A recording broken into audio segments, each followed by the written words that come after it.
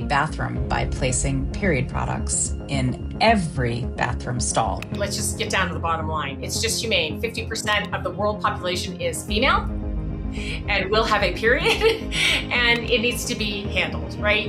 And this is the way to do it. The core of everything that we set out from day one was that we wanted to create something that was going to change the lives of this next generation and more importantly, our daughters. We had to learn the hard way is that raising money is a huge distraction. It takes a tremendous amount of time, especially when you are talking to so many people that weren't your people in the very beginning. I always say, be careful who you take money from.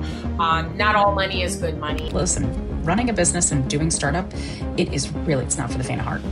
Hi, I'm Alice Hyman, the host of Sales Talk for CEOs. I have this podcast because I want to share the stories of female founders who are building incredible companies while juggling family, health, finding funding, and of course, revenue growth. It's so important to me to share these stories, and I really want you to help me.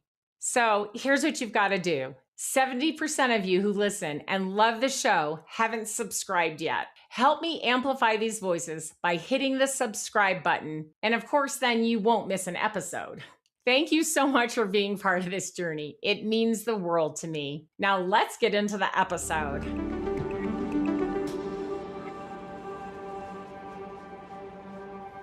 I am just so excited. Welcome to the show, Denielle and Thyme. Thank you for being here. Thank you. We're just as excited. Well, we have a great story to tell today, so let's jump right in. Let's start by having our audience understand exactly what is a unicorn in every stall. Well, don't we all want to be a unicorn? I think let's just start there. Yes, so unicorn in every stall. We are transforming the bathroom by placing period products in every bathroom stall. So if you think of us ladies, we've been carrying our period products around with us everywhere we've ever gone. And we like to say to men all the time, they've never had to think about their toilet paper. And so this is really flipping it on its head and now is putting period products into every stall where women actually need them. Right, because even if a bathroom happens to have some period products, if you're in there, ladies and guys, you may not know this, but if you're in there and it happens and you're like, you have to like stuff some toilet paper in there, go we out. Call it MacGyvering. We call it MacGyvering the toilet paper. Then you have to run out and see, is there a machine where you can, oh my gosh, still have to purchase a period product, tampon or pad, or there's a basket on the sink that is soaking wet, and you're supposed to take one of those soggy period products out of there and use it. Am I saying this right? I mean, is this this is the story that we hear from every woman, and that became our light bulb moment, truly, and that's when Unicorn was born. Was that light bulb moment of every woman has a story. She has been in that stall. And what it really comes down to is that our biggest competition actually has always been toilet paper, because that's the first thing that women use. And so crazy, right? Because you're thinking, well, ladies, why aren't you prepared? Well, again, in case guys don't know this, all you CEOs listening out there, for all the people that work for you, all the women that work for you, no, actually, we don't always know when we're going to get our period. That's a really fun thing we've had to deal with most of our lives, right? And then even when we're in menopause, sometimes we have what they call breakthrough bleeding, and we never know when that's going to happen. And so, no, unless I had pockets specifically made for period products and carried them around every single day of my life, no, I would not be prepared for this to happen. So it's really a crazy thing when you start to think about how bizarre it is, right? And no, we don't carry at work. I don't carry my purse into the bathroom with me just in case. No, we just don't do that. We're working, we're busy, we run in, we run out, right? So this is truly, truly landmark and just so important. So let's get to the story, ladies. Rewind back to what year was it when the two of you decided to do this, and tell me, what were the two of you each doing right before this started? Yeah, so this was back in 2018. So we're, 8 years ago. We started this company, and both of us left our big corporate jobs. We were both the breadwinners in our family. I had worked for 27 years for Coke and Pepsi and Nestlé, and it really just started out that we wanted to make better period products, and it has truly evolved over the years. And Denielle is also my cousin and co-founder, and we hadn't seen each other in over 30 years when this all came together. So Denielle, how did that work? Like where were you working, and how did this all I was in fashion. I was in fashion for 20 plus years, and I walked out of my job. I walked out at the height of my job. I was at Ann Taylor Coach Kate Spade in my last job. I was the chief merchant at Talbots, and I had I was burnt out. And didn't have the purpose that I really wanted to have. I didn't have the impact that I wanted to have. And more importantly, I never saw my family. And so I reached out to Thyme about 2 weeks after I left my job, trying to figure out what the heck I was going to do, because I still was like, okay, I'm going to go find my next, but I didn't know what it was going to be. And had lunch with Thyme, and Thyme had already come up with the brilliant idea of really thinking about the clean period products. She had seen from all the products. I mean, she always says, which I love, is like, you know what's in your dog food, but you didn't know what was in your period products. Right. And she will tell you, she is really, when you think about that. Right? Yes. And she's the ultimate grocery geek. Like she'll spend hours at a grocery store. Like still. Yeah. So it really was over this lunch that she was sharing this idea of what she was thinking about and building. And one of her questions she asked me, she said, "What tampons do you use?" And I was like, I still use Tampax. Everything else about my lifestyle is organic. And it was one of those moments that I was like, wait, this is crazy, that I haven't thought about this. And so at the end of the lunch, she jokingly said, "Oh, wouldn't it be funny if we worked together?" And I was like, no way. Like, I've got to figure out my life. And what I will tell you is that 2 weeks later, I was working with her, because when you really dig into it and you look into the industry itself, and to your point, we don't know what's for so long, you did not have to disclose what was in period products. And so this was one of those things, like there was a lot here to unpack, and to be able to build something from literally zero with her. Even though we hadn't our lives, it was like we had always been together. She truly is like the best friend. I mean, we joke, like I talk to her 100 times a day. Our families are like, "Oh God, you guys are talking again. Wait, you guys have already seen each other." Like it's a constant. She truly is that sister that I never had. And so we're now 8 years of building this together. And at the core of everything that we set out from day one was that we wanted to create something that was going to change the lives of this next generation, and more importantly, our daughters. And that is what we set out to do. Oh my gosh. And you are doing it. Now, you guys hadn't really talked to each other for a long time. Maybe you were in touch, like, I don't know, on 30 Facebook? years. 30 years. And had you been like emailing each other or, Facebooking or anything? And no, I DM'd her in Facebook because we were Facebook friends. And so I'd see what was going on in her life. And, similar, we both have a son and daughter, older son, younger daughter. And so there was the same sort of set of our lives. And she lived an hour away from me. And I was like, this is crazy. Like, I've got to reach out to her. And it was the best DM I ever sent. Oh, no kidding. Yeah. So was that when you lost your job that made you think of contacting her? I walked out. So yes, I was trying to figure out. Oh, I walked out. Yeah, I and you just thought, oh my gosh, I have to contact her. Yes. Oh my gosh. Yes. Well, and you're both married. You both have 2 kids. You both were leaving your jobs. One walked out. One, got tired of it, whatever. And then you got together. We did. And it was magic. Yeah. It was magic from the beginning. I mean, truly, Thyme comes from, her background, just this sales and this operations side, and mine was branding, marketing, and business development. And so when you really took the marriage of those two together, of what our superpowers were, it was like an instantaneous, we joke, it's like peanut butter and jelly, you got the good, you need one of each of us. So it was, so Thyme, you said, okay, it was 2 weeks and then you guys were working together. So how did you start? Now you're going to be in manufacturing, right? Yeah. And at that point, I had spent a year sourcing product. So I had product, and I was starting a direct to consumer business. But like what Denielle said, my whole background was sales, operations, supply chain, and she was all branding and marketing. And our dads were first cousins and best friends. And we truly believe like there's a reason like that we reconnected, because to have a co-founder that is related to you, so you have that built-in trust, even though we hadn't seen each other, with such complementary skill sets, like it is truly, I mean, it was meant to be for us, and it was meant to be for the business that we're building and the change that we're making in the future. And, you know, I think that our husbands originally, because we were both the breadwinners in our family, I think they both thought that we were going to maybe do this for a little while and then come to our senses and go back again. But we have never looked back, and we will never go back. And it is the greatest, most challenging, but most fulfilling thing that we have ever done in our entire lives. And I think that not only do they see it now, but I think how it's impacted our children and the incredible people we get to meet along the way, like you, Alice. It truly is game changing in so many ways to follow this journey as our second chapter. I was 48 years old when I left Nestlé to do this. Oh my gosh, amazing. So your husbands were supportive, or they're like, what are you doing? Your kids are like, Mom.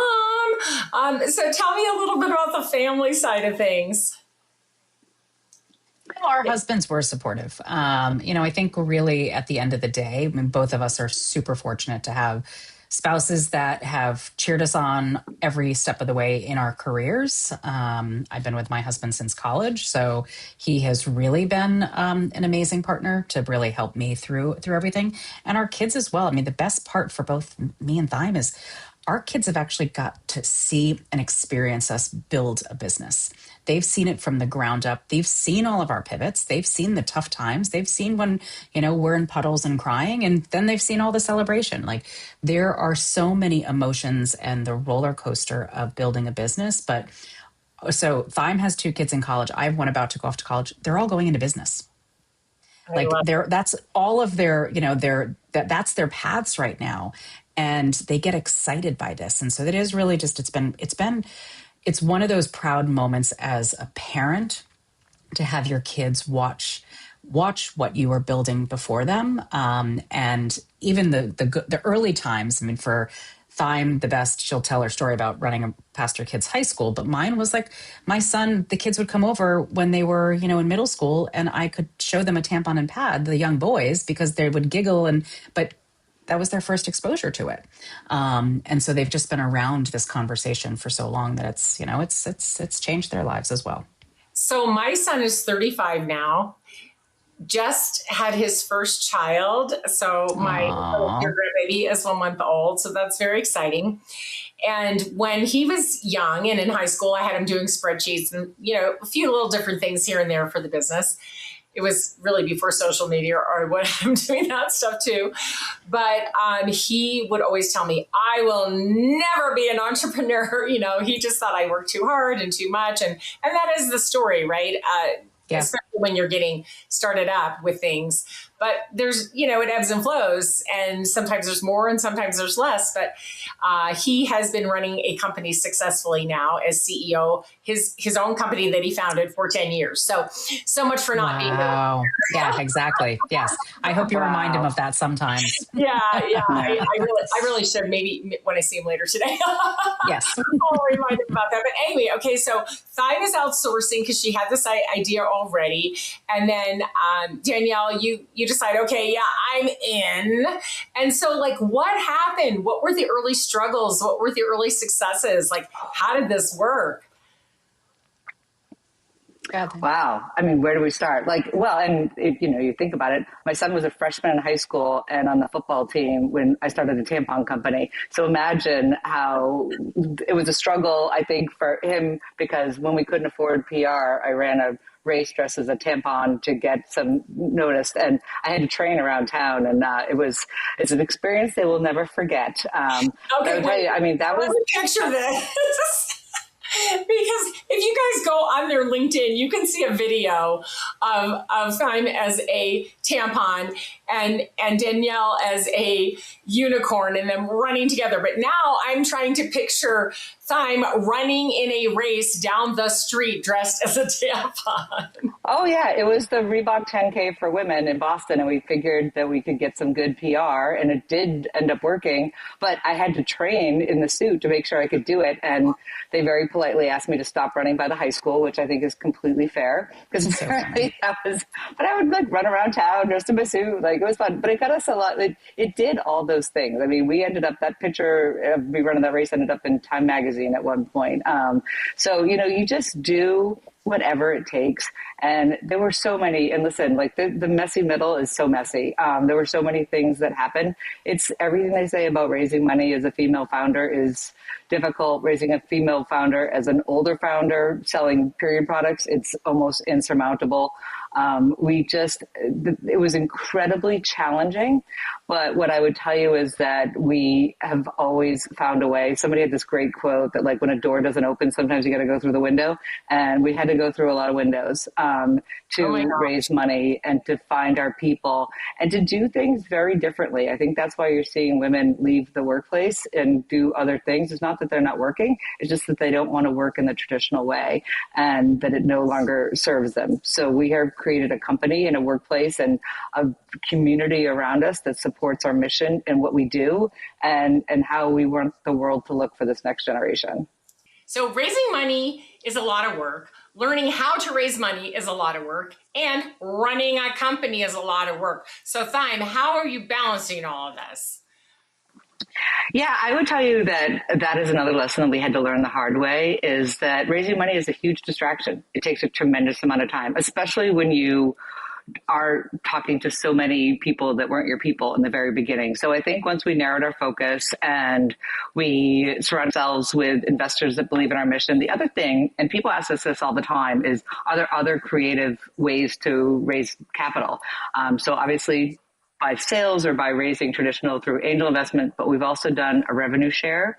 We've done a line of credit with one of our investors. We have received several grants. It was one of my favorite nighttime and weekend hobbies, which are great and not as difficult to get as you would think. Probably one of our most treasured ones is one from Sarah Blakely during COVID. We applied several times, and she's amazing. But there's a lot of different ways that you can raise capital, and we have tremendous a banking relationship. Our bankers at JP Morgan Chase have gone above and beyond to make connections and introduce us to people and help us find alternative ways of funding as well. Because I would tell you, the other thing, people to talk about is, and all mad respect for solo founders, but having a co-founder helps tremendously because again, like we have to divide and conquer all the time. It's fundraising is every founder will tell you it's the worst part of the job, but it's a necessary piece of it, and we're very fortunate that we have the two of us to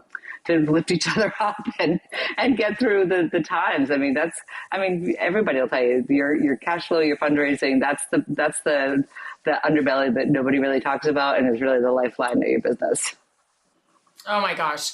Yeah. I mean, it's so much work. I've helped so many founders through it, and it can be exhausting mentally and emotionally, right? Because you're running around, traveling, pitching these people, but then all the no's, right? You get all your energy up and you pitch, and then it's a no, and you get deflated again. So I really admire anyone who can withstand that. I'm curious, did you ever consider crowdfunding? I didn't. No, that wasn't one of the areas that we had seen a couple of other founders who'd done it, but that was not one of the areas that we made the decision to not. Yeah, so I just think it's another thing for people to consider. But every situation is different. The bank loans, the angel investors, of course, friends and family. The combination of all those things. But just never stop asking is what I tell people. Like, your banker can figure something out. Make them do it. Go get them to help you. And if they don't, go find another banker. Even sometimes they can give you a revolving line of credit. Sometimes they can help you get an SBA loan. I mean, there are so many sources of funding, but I feel like sometimes founders get trapped in VC only. And that really is the hardest, right? Yes. And that is the part for us that we're actually grateful that we didn't take any VC. we would never have been able to make the pivot that we did from going from a retail business and dropping our business and 100% walking out of retail, rebranding, and going back out as a B2B business. We never would have been able to do that with a VC. And that we were able to and have our, and it was, listen, some of our angel investors were like, wait, what is happening? But we were able to because we still had the majority share of the business. And that allowed us to really have that flexibility, but also to really see where the future would be and look to the white space. And that was so we look back and, we do look at the peers that were in our space. And a lot of them, they're not in business anymore. And part of it is because they raised so much. And so the value of their organization, they don't exist. And so, those are the moments, like, of course, in those early days, we're like, why can't we have some of those dollars? But we're grateful now. Yeah. And the other thing, of course, we know about VCs is the tremendous pressure they can put on you, as well as, like you said, preventing you from pivot, but they also decide when it's over, right? Yes. Not you. They decide when it's over. And it can be just really hard, I think. So, it's a balance, right? I always say, be careful who you take money from. Not all money is good money, and get benevolent VCs who are going to support you, help you, open the doors for you if if you go down that route. But so it turns out you didn't. And here you are now in stores, right? Consumer packaged goods. We've got somebody who knows it really well, pushing for that. All is going along. But then what was it that made you stop? I mean, were you making any money? Were your husband's like, hey, ladies, we got to make some money here now? Like, what happened? Why did you pause so that you could make a pivot? Yeah, it was really feedback from, we had always, I had some background in food service, so we had always been selling bulk product to nonprofits and community facing organizations and schools and businesses. And what was interesting is, I think one of the greatest lessons we've learned is you really have to listen to your customers and lean into where the growth is happening. Retail was fine, but we were out at HEB walking down the aisle with the buyer, and we were so proud of our stuff there. They're a beloved retailer, but nobody in Texas knew who we were, and nobody was going to buy our product off the shelf, and we really weren't changing anything. Yet we had all these community-facing partners saying, hey, everything that's been available in bulk so far, it's the big pad in the box and the cardboard applicator tampon, and nobody likes them, and there's no good way to vend it. Can you put your stuff in those machines? And really, rather than putting our stuff in those machines, we're like, well, why do we have to use those machines? And they're really not very modern, and they haven't changed since the 70s. And why do you still have to go to the common area? And we really just tried to think, like, what are all the pain points right now that women face away from home? And there's a million of them. I mean, the machines are coin operated, they're broken, they're huge, they're expensive, they're hard to service, they're empty. Oh my God, our camera rolls are filled with, we have a whole file on our camera rolls called dirty dispensers. They're not nice or clean. And so, it was really about how do you bring this occasion by putting period products in the bathroom stall. It's created an entire new channel. I mean, our competition is toilet paper. That is where women need the products, and they need better products. And now women are like, oh my goodness, why didn't we ask this before? It is no different than in our lifetimes that we now expect there to be Wi-Fi everywhere. And we consider everything from Airbnb and Netflix and Uber to be a normal innovation that was so outrageous when they first came out. Like, this is just the basic infrastructure, and it is a long time coming. And the thing we hear over and over again is, why did it take so long? Like, this is. But it was a light bulb moment for us. I think that's the thing that really need to just emphasize. It didn't happen. We were starting to see, and Thyme and I were always obsessed with those machines. And it was a strategy session with our team that we were sitting down and we were talking about it. And we had actually come up with a dispenser that went in the common area. That was our first iteration. And we were like, this isn't working. And we kept talking about it. Like, what's not working? And when that moment came and we were like, wait a second, here we are as women. We are sitting on this toilet and this is what's happening to us. And we all I need have, it again, right that there. I need it right there. And so when that moment happened, it was a light bulb moment. And the best part is our head of sales, Lindsay, who's still on our team, but she said, she goes, I'm firing myself right now. We hired her for sales on the retail side. She said, but I'm essentially firing myself right now. She goes, we need to pull out of retail. And we were like, yes, you are absolutely right. We need to put all of our energy, our resources, everything behind going after this, because that is going to be the path. This is, as Thyme said, this is the new channel. This is we created a new behavior. Like this is a new rewiring. Like it's physically there. This is now truly the new standard. And so everything that we did had to go towards this. So we exited our old business. We rebranded. More importantly, that was really important for us to actually come out with a new face and really change what the expression of the brand was, and then introduce this. And that change, opening that door and that light bulb moment, it has changed the entire trajectory of our business. Like really, truly, like the impact is massive, but it's going to be incredible. Absolutely. All right. So you're having these conversations with your team. Did you include your spouses? I'm just curious. Or your kids? Like, did you say, hey, we have a new idea. We want to run it by you? Or how closely were they tied to the business while you were working on all of this? I mean, my husband is very, very, he's an attorney. So he gives us a lot of advice, legal advice. No, but both of our spouses are very, very involved. We definitely use them as sounding boards. But no, I mean, we still knew that this was the right direction. It wasn't really coming down to them. It was really, we felt collectively between the two of us, but also with our team that this was the space to go. Okay. So now not to get too personal, but you're both moms running a household, running kids around, right? Still, because this was several years ago when you started this now, I think we said 8, right? Mm-hmm. You're running your household, running your kids around. Let's face it, we all kind of manage our husbands' lives too, our partners' lives. And you're trying to pivot now as well, right? And you're about that age where probably one or both of you was starting perimenopause too. Maybe a few hot flashes here and there, a little bit of brain fog. So how is all this working into you being able to focus on the business and really, drive these decisions and this pivot? Thyme and I have always committed to one another from day one.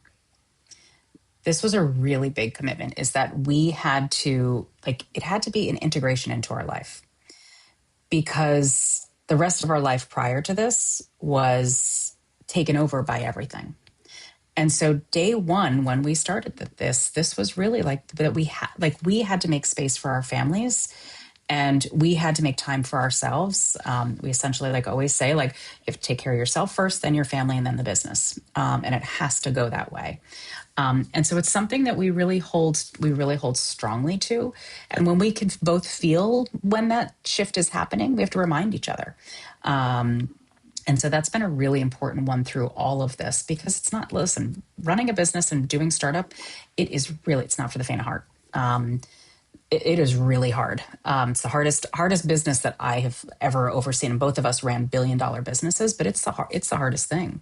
And we now but that promise that we made to one another, we really still hold true. You have to take care of yourself first, then your family, and then the business, and the business will then follow. And that's where this business then will be successful, because you put everything into that, then you lose the other part. So there's really nothing more important than that. And I talk to female founders all the time who are running themselves ragged, who are burning themselves out, whose families are not getting enough attention, on and on. You know it, you've met them, right? Mm-hmm. And I tell them, if you're sick, you can't do anything. If you don't feel well, you can't do anything. If you have brain fog, if you have hot flashes, any other menopausal symptoms, which there are dozens of, right? You got to go to the doctor and take care of it. It's I can't, I've got all these appointments. I'm you know what? Those people can wait, put them on another day, have your assistant move them to another day, or move them yourself and take care of yourself. Because when we lose sight of that, as women in business, and men can, it can happen to men too, but we will burn out. And I have seen it over and over again. Now, we are resilient and we recover, but why even have to go there, right? And so having a co-founder is amazing because you've got each other's backs, right? And you can say, hey, behind the scenes, you seem a little crabby today. Like, why don't you go take a walk and let me handle this? I got you. I'll get on that call, right? I mean, does that sound kind of how you guys do it? We sure do. Yeah, no, I think it's great.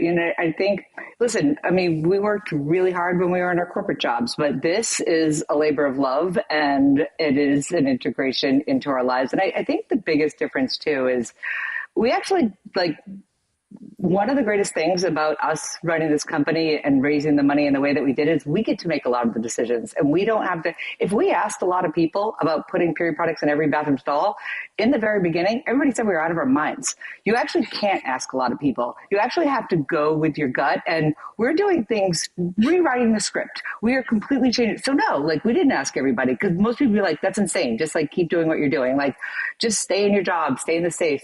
We're actually taking a ton of risk. And we've also given ourselves permission to make mistakes. And that is something that you don't have in corporate America. And people are so afraid. And, we talk all the time about, you can't wait for everything to be perfect. You got to keep trying things. And if you make mistakes, you fix it and you go on. But we didn't have that. You were trained really to stay in line and to not question it and to, not do it how you've always done it. We're doing things completely different, and we're incredibly proud of that. And no, we don't ask a lot of people because, we have trusted advisors around us, but nobody was going to say that was a good idea when we decided to do that 4.5 years ago. Everybody would have been like, you're in thousands of retailers across the country. This is your whole jam. You've made it. And I'm like, no, we haven't. And to really challenge how we look at things, the greatest thing you could do as a founder is to find something that's broken and to fix it. And that takes a lot of courage because people don't see it. People are seeing it now. 4.5 years ago, people could not see it. They thought it was completely insane. And that's where the very best ideas come from. I will tell you, I'm the person that said, Uber is ridiculous. I'm never getting in somebody else's car. Okay? I was that person. But people thought the same thing about period products. Now, fast forward 4.5 years later, everybody's like, oh my God, this is the greatest thing. Everybody should be doing it. But no, people thought people thought we were nuts. And thank goodness for the first adopters. You have your first wave of people that will take a chance. We're in this beautiful, giant middle wave. And then the rest of the world's going to come along and it'll be like a tidal wave. But it is so hard to be a founder and to zig when everybody else zags, but that's what makes founder life awesome.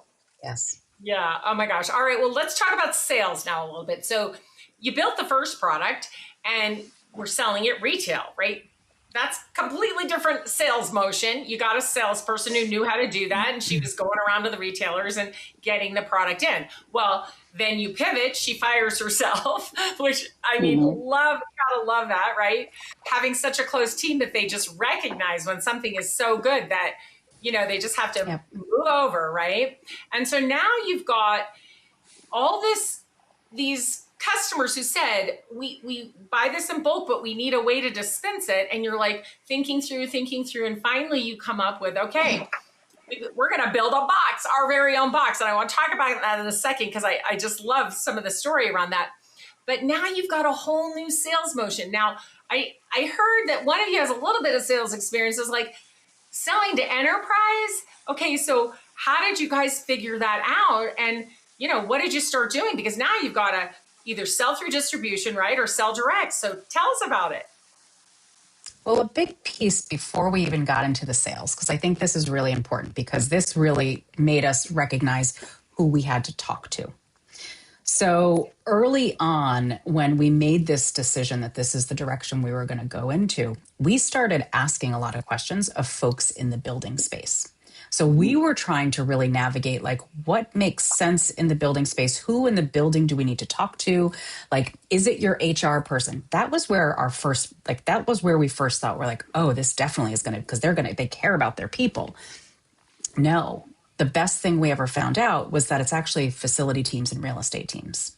And when we found that truly became our, customer profile of who we needed to identify when we were going into organizations. That was our entry point in. They're the decision makers. They hold the budget. And so that moment Where we essentially launched Unicorn was at, it's called IFMA, the International Facility Management Association Conference. Long name, not a sexy conference, but it was the best place we could have ever been. We went in and nobody knew. We didn't put our website up. We didn't put anything. So people came up and they saw this beautiful booth with all these unicorns behind us. But they would come up to our booth and they're like, "Unicorn, are you guys a tech company?" We're like, "No, come on in. Let us tell you what we're doing."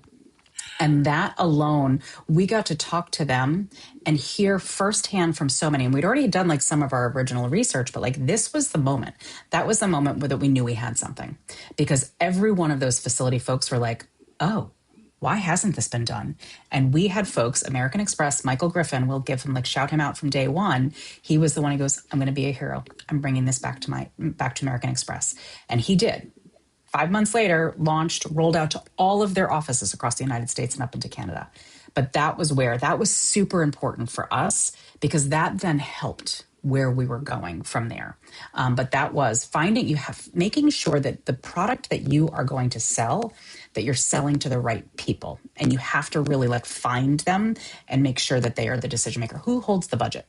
Anyone who's buying your toilet paper, paper towels, and hand soap, that was the person we needed to be with. Oh my gosh, I love it. All right, so let's go back just a little bit for a minute. So before you did that, obviously you had the product designed and manufactured. So tell us a little bit about that, Thyme, because I know that's very interesting. But plus, please tell us about the 3M journey and the sticky stuff. Oh, yeah. Well, again, I think what we've learned is every time we got feedback, we tried to fix it. And there's so many perfect examples. Like, this couldn't have mechanisms because they always break. It couldn't have quarters because laundromats and parking meters don't even take quarters anymore. It's got to be in every store, at every stall. And our first version, you screwed it into the wall, but we were going into really fancy buildings and they were like, "Look, this partition costs more than my salary. Like, I can't do it." Like, super, super high end buildings. And we're like, geez. And we actually met a gentleman from 3M at a conference. And I was like, "Hey, do you have anything like super adhesive that would actually make a stainless steel dispenser stick to anything?" And they sent our dispenser off to 3M school, where it got tested for every temperature and environment in a bathroom, which is the real thing. And the adhesive we use is the same stuff that you put the trim on your car. And so we can peel and stick. And it took another one of those barriers away from people say, "Oh, I can't do this because." So it is a peel and stick stainless steel dispenser that once it goes up, it doesn't come down. And there's zero reason for you not to put this in every bathroom stall. We make it every time somebody was like, "You know what? It would be easier if," we were like, "Done. All right, we will do it." So, we're several versions in, but we're very confident that we have made this so incredibly simple, that there's no reason anybody would not do it once they hear about it and see it. So yeah, then Denielle, tell me a little bit about how you decided the size and shape of the box and how things would fit in, and what the first draft of that was, and then what it is now. Well, first draft it was just dropping bulk product in, and that was not right. Or metal, or what was this? It was acrylic. And so the first was just dropping product in. We recognized we're not going that road. And so then really it was, how do you make it as simple as possible? Because what we did, again, listened to the janitorial team. It takes them so much time. You open up those machines, again, if they don't lose the key, and every single product has to be touched in. So you're dropping the tampons, you're dropping the pads. And so that is just, we were thinking calculating this time. We're like, oh my goodness, every machine they're touching the product. So we kept thinking how to then make this easier. And so it came down to this cartridge system. And so you have the dispenser and then the cartridge system. There's one box for tampons, one box for pads. It's all gravity feed product. That was also another one of those moments where oh, okay, now this is simplifying the work that the janitorial team has to do. We want them also to be our cheerleaders. We want them to be behind this. We want them to replenish this. So that was really also simplifying that process for them. So it was the box itself. And so the box now is made out of what? Stainless steel. Stainless steel. It's easy. I pull the strips off. I mean, I could do this myself. I push it against the wall, hold it for a couple 30 seconds. 30 seconds to install, 10 seconds to refill. One box with pads and one box with tampons, and they're all beautiful, all natural, products. All organic. I slip them in, and I must have to open a little spot where they come out. And of course, you have to A make little sure opening. the opening was just perfect so they didn't fall out, right? Correct. So I'm sure that was fun in the manufacturing too. Yep. We'll have to tell that story another day. But anyway, it had to work, right? It had to be Yes. easy. It had to work. And you did it. Yes. And then early on, that conference made a difference and you got that first big deal with American Express. But I also want you to tell a little bit about JP Morgan, because that was a huge success also. Not only were they your bankers, but huge supporters, and they too decided to put the product in. Yeah, this was another one of those like holy shit moments. So Thyme and I, we truly like believers. Like, you get invited into a room, show up in that room, and always remember that you belong in that room. So our banker early on had fallen in love with our story because she was one of those women. She was 25 years old, had her dream interview. Imagine she wears a white suit to this interview. Imagine what happens. So she actually never went into the interview because she had stained her pants. And so she always said, like, I don't ever want this to happen to somebody else. And so she became this incredible internal advocate and cheerleader for us. And so she got us invited to a small cocktail party with Jamie Dimon in Boston. And he does his speech. He's doing his thing. And afterwards I grabbed Thyme. I'm like, let's go get a picture and let's go say hi. So we get up to him and introduce ourselves. And I said, Jamie, can I ask you a question? He's like, absolutely. I said, Jamie, do you carry toilet paper around with you? And that moment, of course, his face was like, and Thyme and the banker are like, what is happening right now? Oh my gosh, I can't believe she just did that. Yes. But the most important thing is that, listen, everyone asks him the same questions. And so this was memorable. This made him stop in his tracks. And I don't think many people stop Jamie in his tracks. Who asked you about toilet paper? Like, seriously. And so, it allowed us to open the door and say what we were doing and who we were. And then he actually stopped me and he's like, listen, he's like, I get it. He goes, I've got a wife, I've got daughters, now I have granddaughters. He goes, let's figure out how to make this happen. And so 2 days later, we get a call from their head of communications. And she's like, listen, ladies, you made Jamie's list. And of course, Thyme always jokes now. She's like, yeah, you got us kicked out of the bank.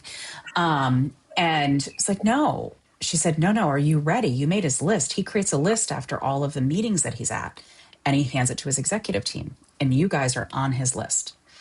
18 items. We're like, okay. She's like, so are you ready for this? And we're like, yeah, sure. We're ready for anything. We weren't. So JP Morgan Chase, the Mattapan branch, was the first dispenser that we ever installed before American Express. That was the first one that we ever installed in a bathroom. Wow. And it was because he heard it, he saw it, and he recognized that this is something that, wow, this does seem crazy that this hasn't been done. But he also recognized that this could change the workload of his own branch team and what that productivity change did for him. And so it became this really one of those really important moments. But that was that opened doors for us immediately. Wow.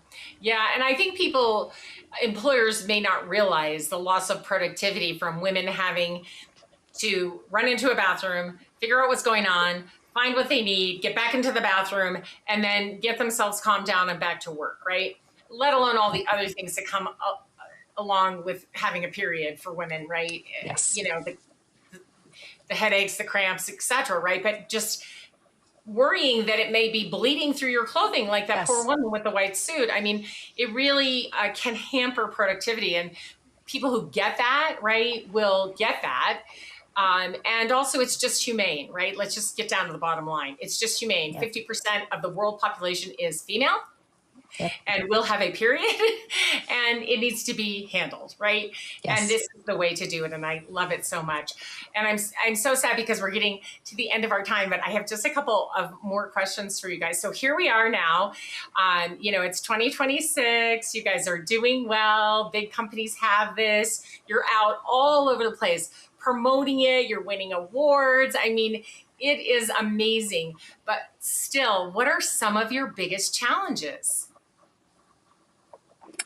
I think the biggest challenge that we faced early on is that We always thought of ourselves as an impact-based business, and that it was, hey, 1 in 4 women and girls miss work or school. Like, you should care about this. It was almost like an emotional thing, a benefit, a nice to do, a nice to have. I think what we've realized, and it was a challenge, and it was one of our investors that came to us, was like, listen, we're going to like hook you up with an impact advisor. And we were like, great. And we understand impact, but it was all the traditional kind of emotional, social impact that we were thinking about. Even environmental was part that we were talking about, and people, they hear you, but what they really cared about is this impact investor talked about our economic impact, and how when you put these period products, that there is a real bottom line impact to productivity, engagement, retention, all these things. And when we were able to show like a customer like a JP Morgan Chase what their ROI was by doing this, it changed everything. And then the whole story becomes, hey, listen, if bankers believe in these economics and financial, then you should too, because this isn't just because you're a nice person. Businesses make decisions based on the numbers, and we needed to put the numbers in front of all of the empathy and all of the things to get people to really hear us, because at the end of the day, this is the new infrastructure. It is the new standard. But in all these cases, these are businesses that have shareholders and make money, and we needed to put forward the ROI. And that was really, I mean, we were both raised by hippies. We were doing this because we like wanted to make a difference in the world, but the world still goes around. We needed to show them why this is a non-negotiable, and it is a benefit to everybody. So you have your economic impact, you have your environmental impact, you have your social impact, like everybody's happy. But we were leading with that, and we were talking to business leaders. And I think now that we're able to reframe that in a way that's very business forward, you can see that this isn't providing granola bars and a ping pong table. This is your basic infrastructure that is now the expected normal in all commercial bathrooms away from home. Yes, the expected normal in all commercial bathrooms. Thank you. That is just so key. All right, as we wrap up here, I want to get some words from the wise from each of you for all of those founders out there listening. Wherever they are in their journey, just beginning or 10 or 20 years in, what is something that you want to share that you learned along the way? And Thyme, I'll start with you. I think the most interesting part is that being a founder isn't about the end game. It's about this journey. You know, we've grown so much. We're forever, I think most founders are forever curious and learners. And we've met so many incredible people and had so many interesting experiences we never would have otherwise. And this truly, the journey itself has been, I think in a corporate job, at least I know for myself, we were always reaching. I think this has just been an exceptional journey, a roller coaster for sure, but really an incredible path and life experience. Yeah. So you'd say go for it. Oh, absolutely. Oh, yes. Absolutely. Do not wait. Do not stop. Do not hesitate. Do not wait for it to be perfect. Just go. Yeah, right. I mean, you were just both, leaving jobs and having kids and having households to run and all those things. Like, oh, well, when there's never a good time to start a business, may as well just get it going. Danielle and I always said we could always go back. We could always go back. We don't want to, though. But we will. No, never. Well, now you're unemployable, ladies. I hate to tell you, but once you run your own thing, you're unemployable. Danielle, so words to the wise. What would you say to the founders listening? I think two biggest things. Number one is patience. I think that's the thing is you have to be patient on the journey. And it's really hard as a founder. And it's something that's a muscle that you have to learn. On the other side, those companies, you're not the most important thing. And so it's just really it's just being patient. But the network, creating that room of advisors, your personal advisors, your business advisors, but also then the network of people around you. You will find as founders that you are in rooms that you never would have been in before. And you get to be in different industries, you're working with the different industries. Whereas I go back to my old world, I was only talking to people in fashion. And so now you're in different spaces. And so really tapping into and learning from other people, because that's actually that's the exciting part of being a founder and being in, the startup world is everybody's has a lot of the same challenges, but you're all looking at things very differently. And so it's, just really tapping into that network around you. It's just critical, absolutely critical. Don't do it alone. Don't do it alone for sure. You really have to learn, like, what do facilities managers want? Like, not a world either of you lived in, right? No. And that was new. That was brand new, but you figured it out, you learned it. And that early show that you went to with facilities managers probably helped so much. So we have to be out there thinking differently, right? And that's really going to help a lot. Oh my gosh. Well, I also I'm just so appreciative that you were on the show today. And thank you. I want everyone to look up a unicorn in every stall. Please tell your employer, if you are the CEO, please get this in your bathroom. It doesn't matter if you have 1 stall or 12 stalls or 5,000 stalls. You need this in each stall, each and every stall, right? And so I'm just so proud of what you guys have done for women.